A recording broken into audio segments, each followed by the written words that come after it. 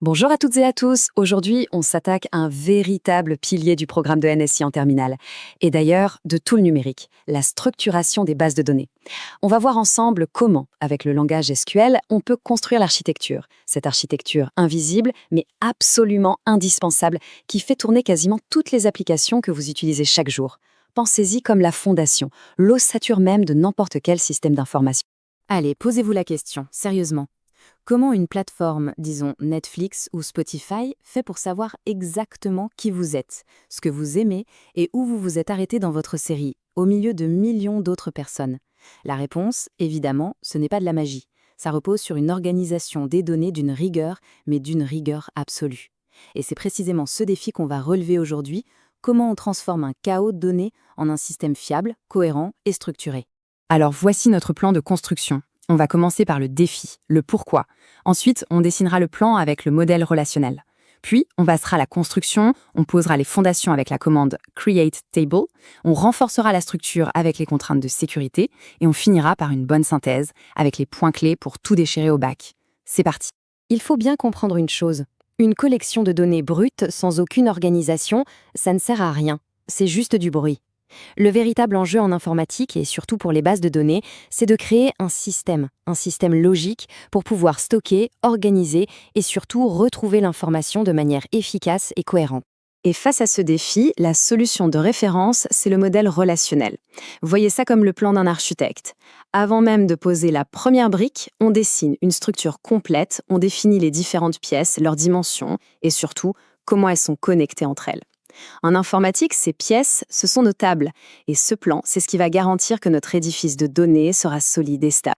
Bon, maintenant qu'on a le plan, comment on le communique à la machine? Eh bien, on utilise un langage qui est fait pour ça, le SQL, pour Structured Query Language. On va s'intéresser aujourd'hui à une partie bien précise du SQL qu'on appelle le langage de définition de données. C'est lui qui nous permet de décrire très précisément la structure de nos tables, quelles seront les colonnes, qu'on appelle aussi attributs, qui vont les composer. Et qui va exécuter nos ordres SQL? Qui va lire notre plan? C'est le SGBD, le système de gestion de base de données.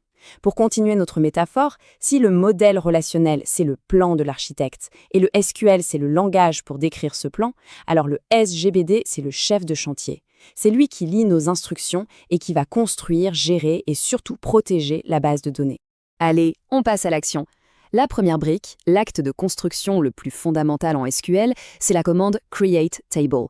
C'est avec cette commande que notre plan, qui était abstrait, va devenir une structure numérique bien concrète, prête à accueillir nos données. La syntaxe de Create Table, elle est d'une rigueur absolue et ce n'est pas pour rien. D'abord, le nom de la table. Puis, entre parenthèses, on va lister chaque attribut en spécifiant deux choses cruciales. Son type de données, qu'on appelle aussi son domaine, et ensuite ses contraintes.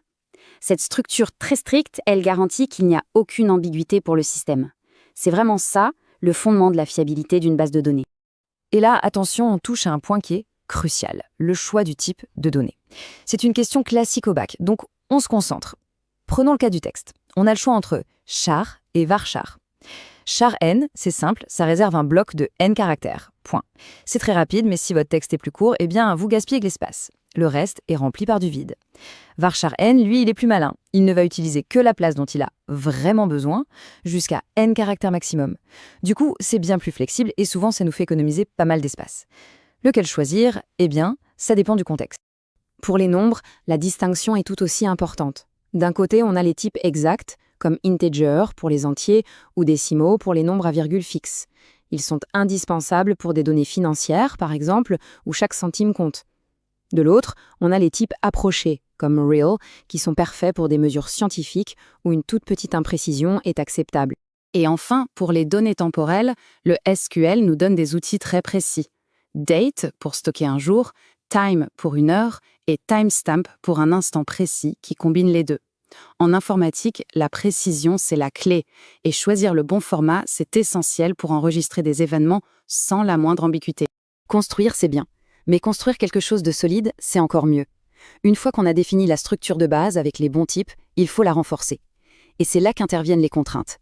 Pensez-y comme des garde-fous, des règles non négociables qui vont garantir l'intégrité et la cohérence de nos données sur le long terme. Alors retenez bien ces 4 contraintes fondamentales. La primary key, c'est la carte d'identité de chaque ligne. Elle doit être unique et ne jamais être nulle. La foreign key, c'est le lien structurel qui connecte une table à une autre. Elle garantit qu'on ne peut pas faire référence à quelque chose qui n'existe pas. Not null, ça veut dire ce que ça veut dire. On impose qu'une colonne soit toujours remplie. Et unique, ça s'assure qu'il n'y a pas de doublon dans une colonne. Cet exemple est parfait pour illustrer le rôle du SGBD. Imaginez, on essaie de supprimer la table usagée. Le SGBD bloque l'opération et nous envoie une erreur. Pourquoi? La raison est simple. La table emprunt fait référence à la table usagée via une clé étrangère. En refusant cette suppression, le SGBD agit comme un vrai garde-fou. Il protège l'intégrité des données et il empêche la création de ce qu'on appelle des emprunts orphelins. La question est donc la suivante, et c'est un excellent exercice de raisonnement type bac. Le système vous protège, ok, mais comment on fait si on veut vraiment supprimer cette table? Comment est-ce qu'on résout ce conflit de dépendance proprement, sans tout casser? La méthode, elle est logique et rigoureuse. On ne fonce pas tête baissée. D'abord, on analyse le message d'erreur pour bien comprendre la relation de dépendance. Ensuite, on supprime la cause de la dépendance. Ici, c'est la table emprunt qui contient la clé étrangère. Ce n'est qu'une fois ce lien brisé que l'on peut, en toute sécurité, supprimer la table usagée. L'ordre des opérations est absolument primordial. Bon, il est temps de faire la synthèse de tout ce processus. Voici une sorte de fiche de révision avec les étapes clés pour structurer une base de données de manière vraiment robuste. Le processus est toujours le même. On part d'un problème concret, on le modélise sous forme de table, on traduit ce modèle en code SQL avec createTable, on spécifie avec une extrême précision le type de chaque donnée, on verrouille la structure avec des contraintes pour garantir sa cohérence, et enfin, on anticipe le comportement du SGBD pour s'assurer que l'intégrité sera toujours préservée. C'est ça, la démarche d'un bon informaticien. On termine avec le plus important. Comment appliquer tout ça pour réussir l'épreuve de NSI? Il ne s'agit pas juste de réciter des connaissances, mais bien d'acquérir une méthodologie et un état d'esprit. Pour le bac, la rigueur de votre code SQL sera évidemment évaluée. Mais pas seulement. On attendra de vous que vous justifiez vos choix. Pourquoi ce type de données? Pourquoi cette contrainte? C'est ça qui prouve que vous avez compris. Soignez aussi la présentation de votre code. Ça montre votre sérieux. Et surtout, apprenez à lire et à interpréter les messages d'erreur. Ils ne sont pas là pour vous punir, mais pour vous guider. C'est une compétence en soi. En conclusion, retenez bien ceci. Votre rôle en tant que concepteur de la base de données, c'est celui de l'architecte. Votre objectif, c'est de définir une structure parfaite, logique, sans la moindre faille. Et une fois que ce travail est fait, le SGBD, ce chef de chantier infatigable et intraitable, se chargera de faire respecter vos règles à la lettre pour garantir que votre construction reste solide quoi qu'il arrive.